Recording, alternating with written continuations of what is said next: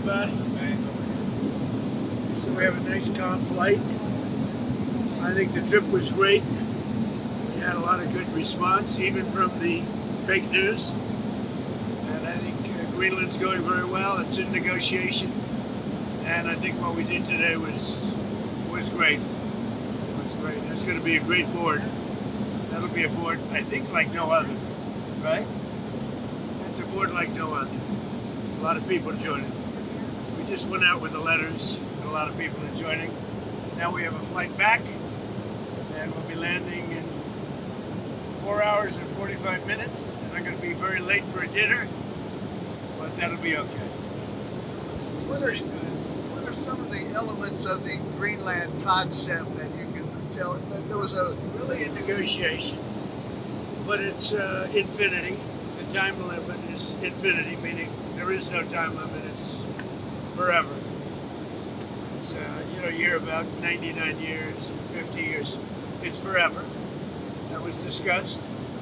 We can do anything we want. We can do military. We can do anything we want.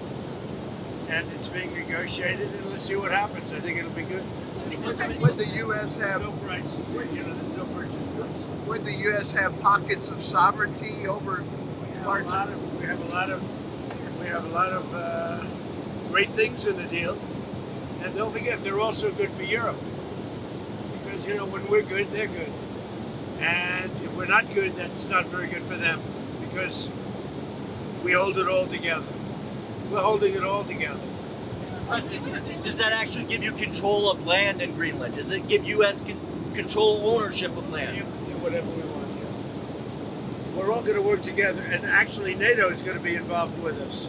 We're going to be doing in conjunction, parts of it in conjunction with NATO, which is really the way it should be. To be clear, will the U.S. own that? Have any expense, because we're not going to have expense.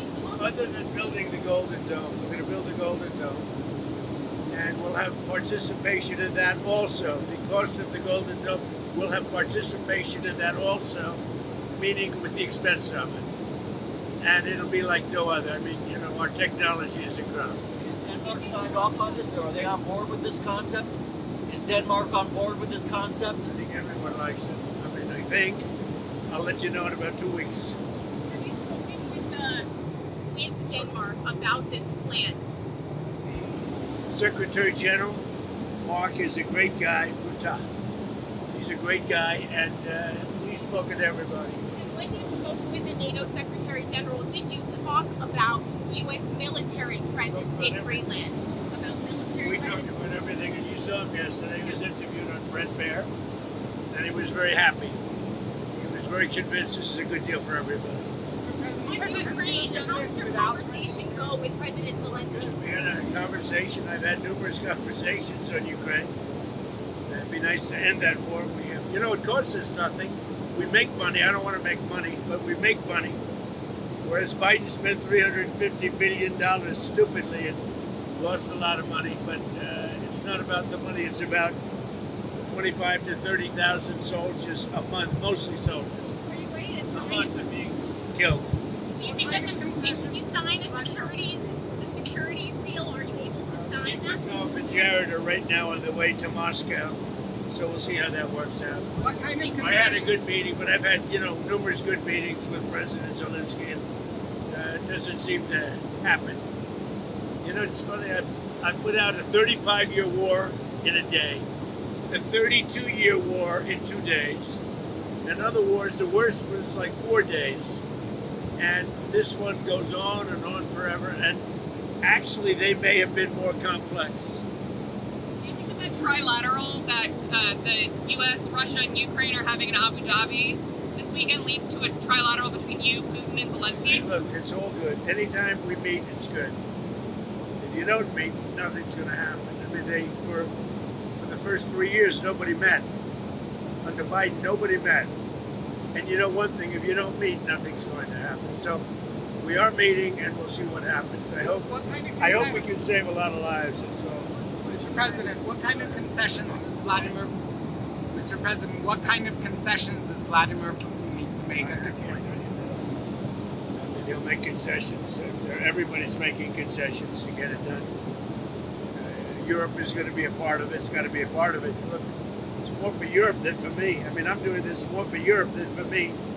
I'm doing it to save lives, number one. I'm doing it secondarily for Europe. I'm not doing it so much for the U.S. It doesn't affect us very much. Other than the loss of lives, we're not affected by this. It's thousands of miles away. We're separated by an ocean. But I have an ability to get things done like this, and we'll see if I can get it done. I mean, it would never have gotten done. I thought Putin wanted the whole thing. Maybe he does, but he's not gonna be going there unless we don't make a deal. But we had a good meeting today with President Zelensky. I think a very good meeting. What's the main holdup? What's the main holdup to getting a deal? The main holdup is the same things that have been holding it up for the last year. Look, this is a war. This is Biden's war. This isn't my war. This is a war that should have never happened. But it's complex because you have beats and bounds. You have streets. You have rivers. You have everything. Where does it end? So it's a little bit complicated. But I've had that in 5 of the other wars. There are beats and bounds. It's a location. It's boundaries. And I got them done fast in days. And this one is just going on. What's happened here is there were times when Putin didn't want to make a deal, times when Zelensky didn't want to make a deal, and it was like opposite times. Now I think they both want to make a deal, but we'll find out. Did something change that makes you think that Putin and Zelensky now are serious about it? I don't make any predictions. There are no changes. I think that President Putin would like to make a deal. I think that President Zelensky would like to make a deal. What did Zelensky say today? I mean, he came all the way there to meet you. What did he say? He said he'd like to make a deal. I mean, there's not much you can say. People know the parameters. It's not like, we're discussing things that have been discussed for 6 or 7 months, and he came and he said he wants to make a deal because I wasn't necessarily sure. I think he should want to make a deal. It's pretty tough. It's really tough on the people of Ukraine. I'll tell you that. Mr. President, How they live without heat, where it's 20 degrees below zero. It's very cold. That's a colder climate for the most part than Canada, and they live without heat. I asked him, how do they do that? And he gave me an answer. It's pretty amazing what they do to live. There's no way to live. Yeah. Back to Greenland. Can you elaborate more on we're trying to understand what exactly the concept is here. Is the U.S. going to actually take ownership of it? We'll have something in 2 weeks. There's a good spirit to get something done, and we have to have a strong freedom. We have to have the ability to do exactly what we want to do. We have a great military. I built a great military. I did this in my first term. And continuation, big continuation. I think what we did with the defense companies was very important too, because we need things faster. We have the best weapons in the world by far. We showed that last week with Venezuela. We have the best weapons in the world. We have to make them faster. How would it be any different than the current situation? The U.S. can Much different, much more detailed, much more generous to the United States. It's a much more generous deal. It has to be. And we're building a Golden Dome, and you see the way it works. That is so much better for us and for Europe to have that piece of ice covered by the Golden Dome. You mentioned Venezuela. You've expressed optimism in your relationship with Delcy Rodriguez. Are you inclined to let her stay in power? Well, right now they're very strong leadership. I mean, they're showing very strong leadership. I also spoke with Maria today, and who I like a lot. But Delcy's shown very strong leadership so far, I have to say. And we're moving in, to the United States, millions of barrels of oil as we speak. You know that. You see it. You see what's happening. Over 50 million barrels of oil is already moved or moving into the United States, and much more to come. And we're working with them, and they'll get some of that, and we're going to get some of that. And it'll be divided up, and our country will become richer, and that means our taxes are going to be going down, and and they will do better. Venezuela is going to do better than they've ever done. So if that continues, Even with us, taking a very fair piece of it, Venezuela will do better by far than they've ever done. Going to be very rich, and she has done a very good job. Have you spoken with Jamie Dimon since the lawsuit? No, I haven't spoken to him. No, he debanked me. So we'll see if that means anything, but I think it should. You shouldn't be debanked. You get debanked if you don't have money or if you default and you have this great company, and all of a sudden I was told, no, you can't do that. It's so wrong. That's so wrong. I don't know what their excuse would be. Maybe their excuse would be the regulators. I don't know.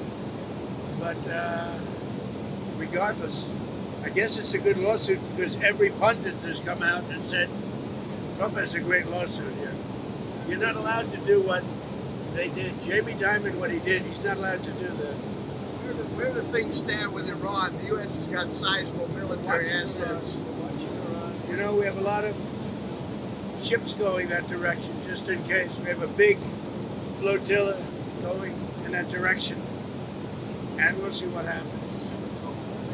We have a big force going toward Iran. I'd rather not see anything happen, but we're watching them very closely. I stopped 837 hangings on Thursday. They would have been dead. Every one of them would have been hung. This is like from 1,000 years ago. This is an ancient culture. Very smart people, by the way, but it's an ancient culture. 837, mostly young men, were going to be hung on Thursday. And I said, if you hang those people, you're going to be hit harder than you've ever been hit. It'll make what we did to your Iran nuclear look like peanuts. And an hour before this horrible thing was going to take place, they canceled it. And they actually said they canceled it. They didn't postpone it. They canceled it. So that was a good sign. But we have an armada. We have a massive fleet heading in that direction. And maybe we won't have to use it. We'll see. you said Would you like the supreme leader to step down or to go into exile? I don't want to get into that. But they know what we're looking for. You said today that they want There's a lot of killing going on. You said today they want to talk and we'll talk. So if you set something up and they asked you to, I would. That happened. But we've talked to them a lot. They should have made a deal before we hit them with the nuclear, because we really that was a devastating hit. That whole area is out of play. And if they try to do it again, they're going to have to go to another area. We'll hit them there too, just as easily, much more easily. Because that was very advanced. They were building that for 10 years, and they'd have to start anew. So there was a total obliteration. Are you still planning to go ahead with those tariffs that you had mentioned, and on the secondary tariffs for those affected by businesses in Iran, the 25% tariffs? I am doing that. Yeah, we're doing that. If you do business with Iran, you're going to have a tariff of 25%. And when should that go into effect? Very soon. Do you think there's a possibility that the UK or France could join the Board of Peace? Well, I think they're going to want to. Look, most countries, some countries have a prohibition, and they're going to their legislatures and getting out. In most countries, the prime minister or the president can sign. You saw a lot of them today. Don't forget, the letter only went out 2 days ago. We had almost 30 people already, at very important countries. But there are some countries, like Italy, who told me she wants to sign. She wants to be desperately, but I think she has to go back to her legislative branch. And we have that with Poland too. He said we want to. I mean, I was the one that endorsed him. He's great, by the way. He's doing a great job, Carol. But he has to get an approval. Some have to get an approval, some don't. Most don't, but some do. They have, a legal requirement to get an approval. Do you envision being chairman of the Board of Peace past your second term in office? I have the right to be if I want. I'll decide. We'll see what happens. But they'd like me to be. It's in theory for life, but I'm not sure I want that. But it's going to do great work with Gaza and maybe other things. It could be beyond Gaza. and we'll work in terms of the with the United Nations, who I've always said the United Nations has great potential, but they have not lived up to them. And I say 8 wars, and I never spoke to them. You'd think I would have spoken to them a lot, but the United Nations has great potential. I think working with the Board of Peace is going to be a good thing for the United Nations. Will you tell us who your Fed pick is? said a couple of days ago that there would be something in the works where you can take money out of your 401k to help on purchasing a home. Is that something that the administration is working on? I'm not a huge fan of other people like it. They're talking about taking money out to put a deposit down on a home. And one of the reasons I don't like it is that their 401ks are doing so well. 401ks are up 80, 90% in some cases. And you're talking about a lot of people. We're talking about very mainstream. And they're really doing, and the housing market's good, but the 401ks are doing much better than the housing market. I like keeping their 401ks in great shape. I like keeping their 401ks. I'm not a huge fan of putting down a deposit. I'm not. I'm so happy with the way 401ks are doing. But you have people tell me they're up 88%. And over the period of a year, over a full year, it's going to be, it's going to be close to 100%. Yeah, Steve. Tell us back to the Board of Peace. Some of the countries are, I think the permanent members contributed $1 billion. What is that money supposed to be for Gaza? Have already put up $1 billion. Some of the countries have already put up much more than that. What's that money for?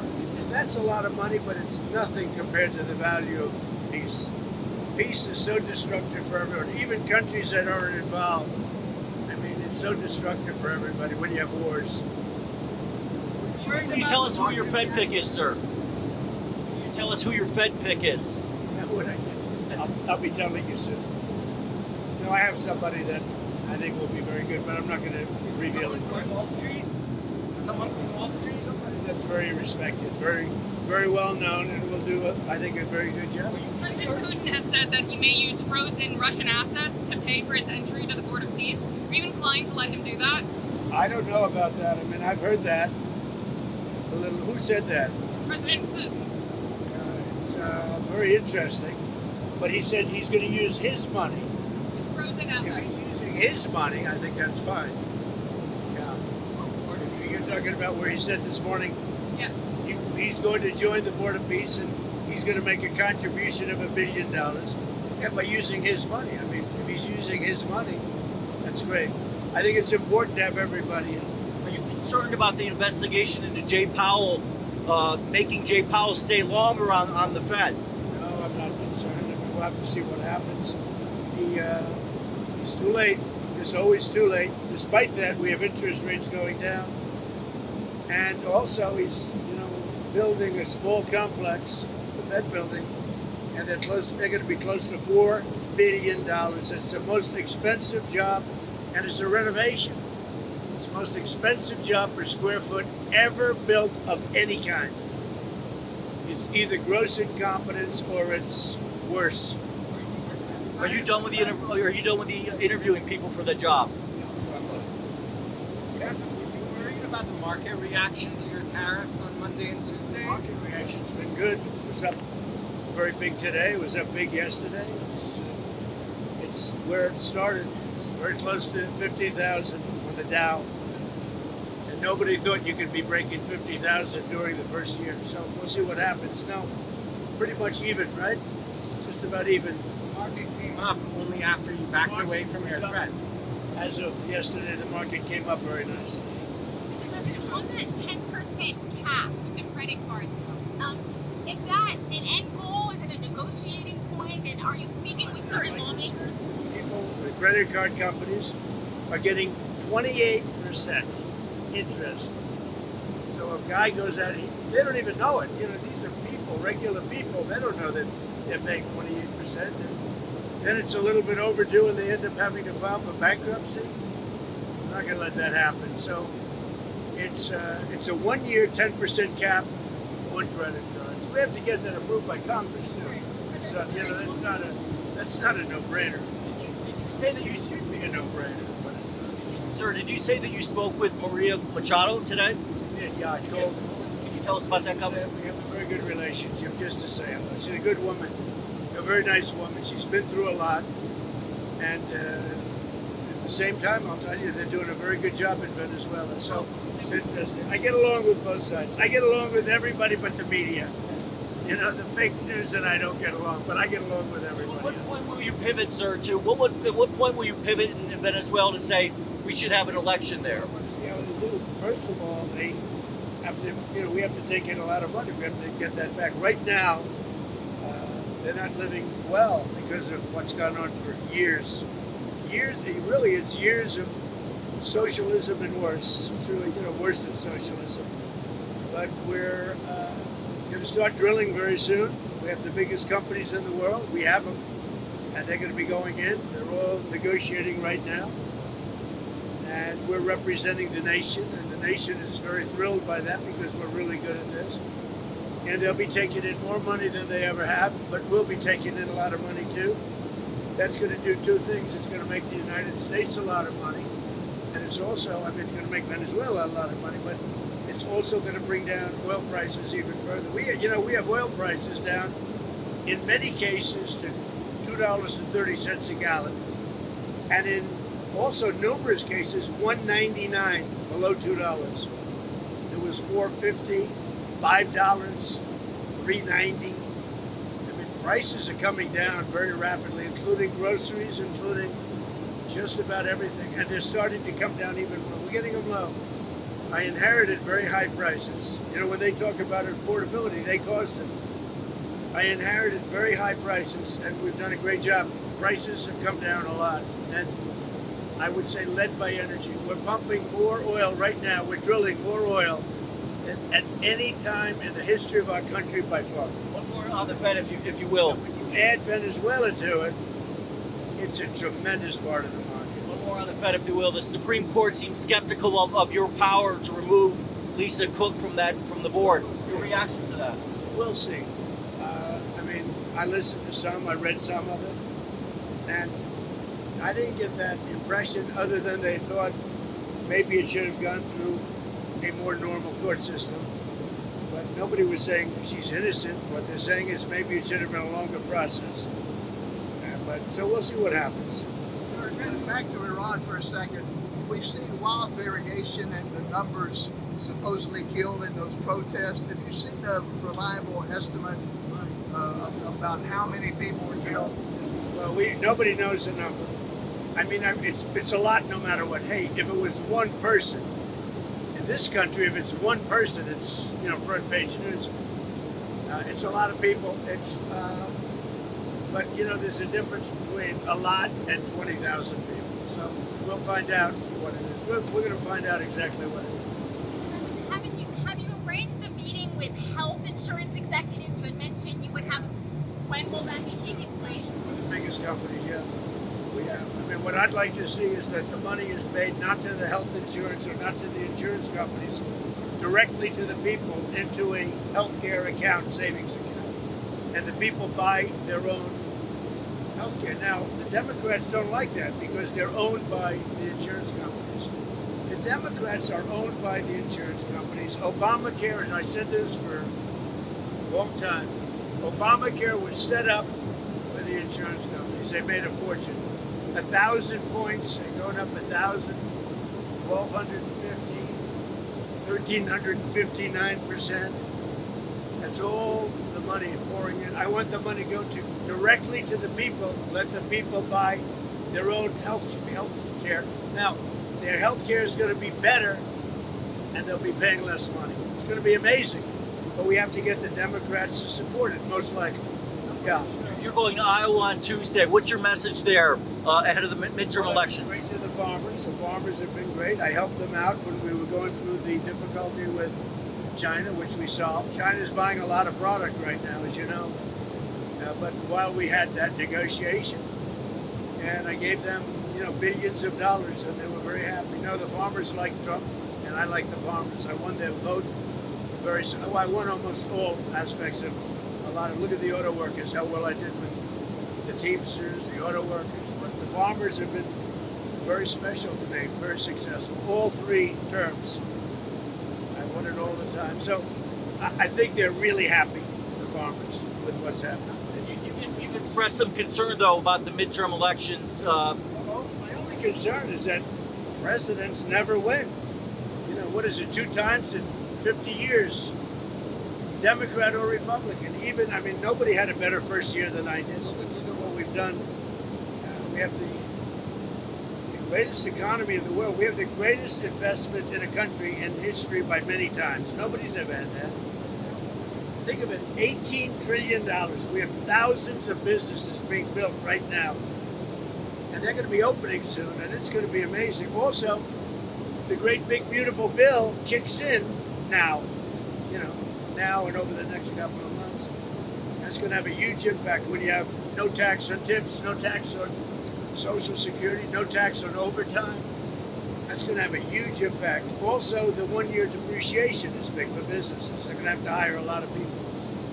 So I don't think there's ever been anything like it. I think we have a great country. We have a country back. We were a dead country, and now we're great.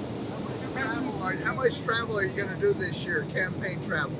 I'm going to do a lot of campaign traveling. I hate to tell you guys, but it's going to keep you employed.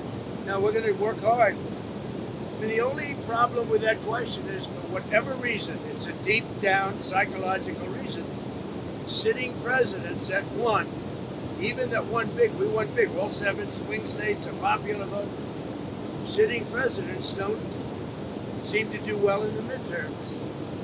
I guess over a 50-year period, they won twice. So I don't know what that is. That's something down deep. You'd have to ask a psychiatrist about that. But we should do great. We won the election big. The border is now great. The border is the best we've ever had. The border is the best there is anywhere in the world. Look at some of the European countries, what happened. They wish they had our border. And they tell me that openly. They wish they had our border. And they have to do something about immigration.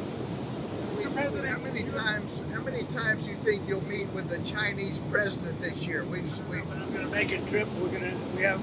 I'm going in April. He'll come toward the end of the year. And I look forward to seeing President Xi. I've always had, his wife is fantastic. He's an amazing guy. And I've always had a great relationship. President Xi of China. Always had a great relationship with him. It was a very strained relationship during COVID.